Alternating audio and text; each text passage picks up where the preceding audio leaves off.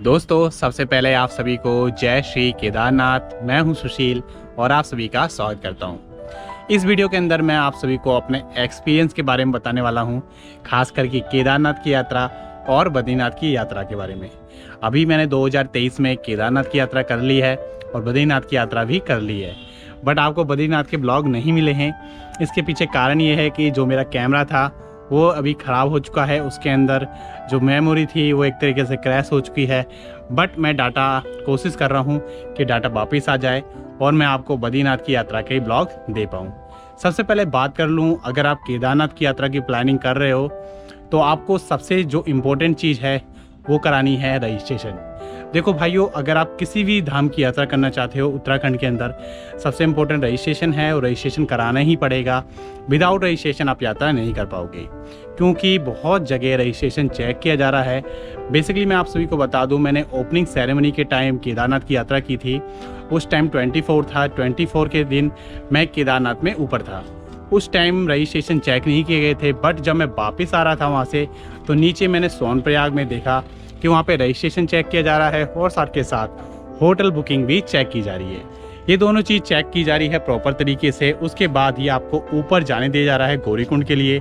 अगर आप गौरीकुंड में जाना चाहते हो वो भी 2 बजे के बाद, तो आपको अपनी होटल की बुकिंग दिखानी होगी, नहीं तो आपको ऊपर जाने नहीं दिया जाएगा, क्योंकि जिनकी बुकिंग है गौरीकुंड के अंदर उनको ही ऊपर जाने दिया जा रहा था। बट हो सकता है इसमें अभी चेंजिंग कर दी गई हो, बहुत से लोग जा रहे होंगे गौरीकुंड में। मैं आप सभी को रिकमेंड करूंगा अपनी बुकिंग गौरीकुंड में करा लें। अगर आप ट्रैक से यात्रा करना चाहते हो, सबसे बेस्ट वही है, क्योंकि मॉर्निंग के वक्त आप वहां से ट्रैक कर सकते हो केदारनाथ के लिए। और मैं आप सभी को बता दूं, ट्रैक जो है केदारनाथ का प्रॉपर सब बोलते हैं 16 किलोमीटर 17 किलोमीटर, बट बेसिकली वो 22 किलोमीटर के आसपास है। 22 किलोमीटर का ट्रैक है जो कि आपको करना है। और उसमें अगर आप नॉर्मल हो, आपने कभी ट्रैक नहीं किया है, तो आपको 12 घंटे या 13 घंटे या 14 घंटे भी लग सकते हैं। या फिर आपने ट्रैक किया हुआ है तो नॉर्मल 6 से 7 घंटे के अंदर आप उस ट्रैक को कर सकते हो। बहुत से लोगों का क्वेश्चन भी मेरे पास आता था कि वैष्णो देवी का ट्रैक और केदारनाथ के ट्रैक में कुछ अंतर है। मैं आप सभी को बता दूं, वैष्णो देवी का ट्रैक थोड़ा सा सिंपल है और केदारनाथ का ट्रैक थोड़ी 2-3 जगह हैं जहां से आपको चढ़ाई देखने को मिलती है, नहीं तो वो भी बिल्कुल सेम वैष्णो देवी के ट्रैक की तरह ही है, तो आपको प्रॉब्लम नहीं होगी।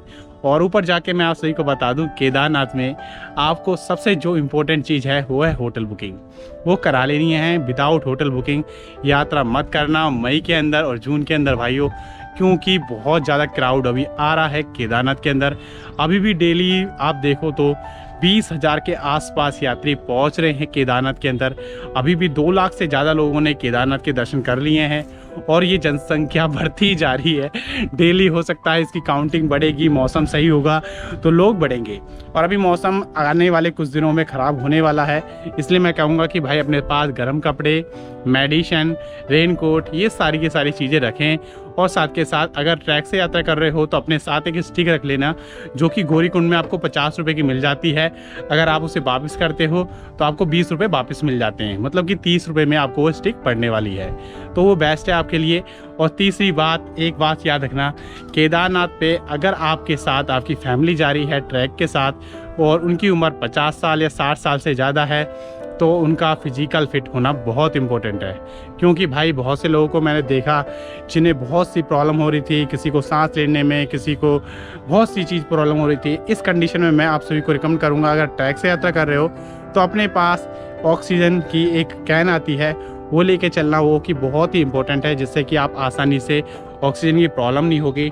अगर आप टेम्परेरी कुछ चीज़ करना चाहते हो तो मैं आपको बता दूं, आपको कपूर की गोलियां मिल जाती हैं जो कि हम पूजा में यूज़ करते हैं, वाइट कलर की।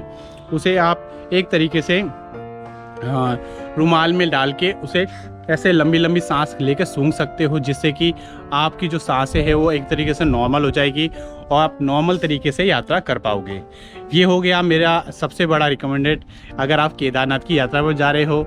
और दूसरी बात, अगर आप बद्रीनाथ की यात्रा पर जा रहे हो तो बद्रीनाथ में बहुत सारी चेंज कर दी गई है चीज़ें, जैसे कि पहले माना गाँव को सबसे लास्ट गाँव कहा जाता था भारत का, बट उसे चेंज करके अब पहला गाँव कर दिया गया है।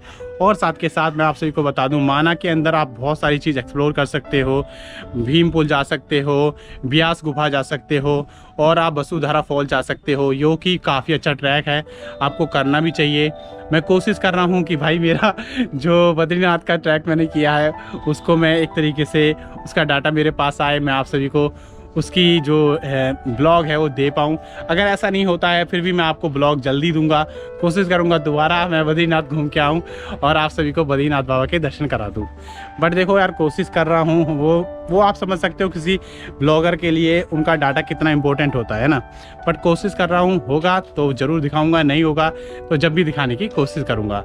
बाकी मैं आप सभी को यही कहूँगा, आपकी फैमिली अगर आपके साथ जा रही है किसी भी धाम की यात्रा के लिए, 4 धाम या फिर 2 धाम, तो अपने लिए होटल बुकिंग कर लेना भाई। मई और जून में विदाउट होटल बुकिंग मत जाना, मेरी बात मान लेना, नहीं तो आपको बहुत सी प्रॉब्लम हो सकती है। अपने साथ मेडिसिन ज़रूर लेके जाना। अपनी जो अगर आपकी कोई फैमिली में एज ज़्यादा है, 50 साल 60 साल, उनका फिजिकल फिट होना बहुत इंपॉर्टेंट है। अगर वो ट्रैक से यात्रा कर रहे हैं, घोड़ा खच्चर पालकी पिट्ठू से यात्रा कर रहे हैं तो कोई प्रॉब्लम नहीं है। बाकी यही मेरा रिकमेंड था, यही मेरा थोड़ा एक्सपीरियंस था। अगर आपको कोई डाउट है केदारनाथ यात्रा या फिर बद्रीनाथ यात्रा, फिर ये 4 धाम यात्रा से जुड़ा, आप कमेंट सेक्शन में पूछ सकते हो। मैं कोशिश करूंगा कि उसके ऊपर एक प्रॉपर वीडियो बना दूं। अगर वीडियो नहीं मिलेगी तो मैं आप सभी को जल्द से जल्द उन सभी के आंसर देने की कोशिश करूंगा। बाय बाय, टेक केयर, जय श्री केदारनाथ जी आप सभी की मनोकामना पूर्ण करे और आप सभी को बहुत प्यारे दर्शन दे। Bye bye, take care.